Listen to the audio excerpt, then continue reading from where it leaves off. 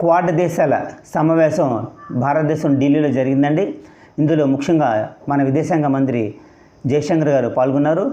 ఇందులో 4 దేశాలు క్వాడ్ కూటమి ఏర్పాటు చేశారు. అయితే ఈ 4 దేశాల క్వాడ్ కూటమి అనేది చైనాకి షాక్ తగిలింది. చైనాకు చెక్ పెట్టారు. ఎందుకంటే ఈ దేశాలు ఈ క్వాడ్ కూటమిలో అరుదైన ఖనిజాలు విషయంలో ఒప్పందం కుదుర్చుకున్నాయి.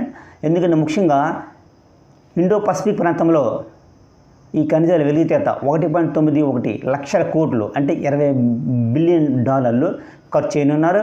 అంతేకాకుండా ఈ ప్రాంతంలో, ఈ సముద్ర ప్రాంతంలో చైనా యొక్క దూకుడికి అడ్డుకట్ట వేయాలని నిర్ణయించాయి.